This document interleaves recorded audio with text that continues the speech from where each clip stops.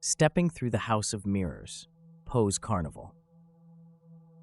I never thought my Saturday evening would take such a terrifying turn. It started off like any other weekend in our peaceful suburban town. My friends and I had planned to spend the night at Poe's Carnival, a traveling amusement park that had set up in our town's park. Little did we know, it would be an experience that would haunt us for the rest of our lives. As we walked through the brightly lit carnival, the smell of fried food and cotton candy filled the air. The sound of laughter and screams from the roller coasters echoed in the distance. We were having a great time, trying our luck at the games and going on the rides. But then we stumbled upon the House of Mirrors.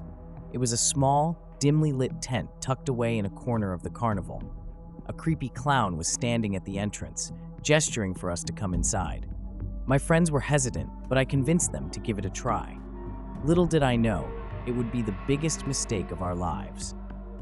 As soon as we stepped inside, the atmosphere changed. The air felt heavy and there was an eerie silence.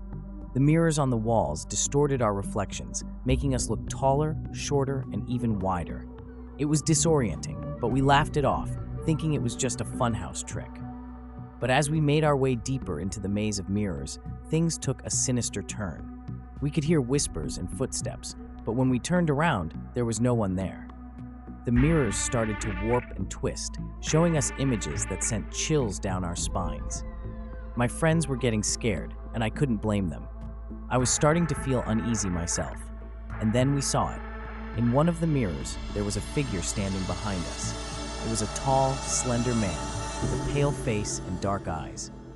We turned around, but there was no one there. We thought it was just our imagination playing tricks on us. But then, we saw him again and again in different mirrors, getting closer and closer with each one. We tried to find our way out, but it was like the maze was changing, leading us in circles. The whispers grew louder, and the footsteps got closer. I could feel my heart racing, and my friends were holding on to me tightly. We were lost and trapped in this nightmare. And then, we saw a door. It was the only way out, and we ran towards it without thinking. But as we stepped through, we were transported to a different place. It was a dark and desolate carnival, with broken rides and abandoned booths. The sky was blood red, and the air was filled with a putrid stench. We could see the figure of the man in the distance, watching us. We ran, but it was like he was always right behind us, taunting us with his presence. We stumbled upon a tent with a sign that read, "Poe's Carnival." It was the same carnival, but in a different dimension.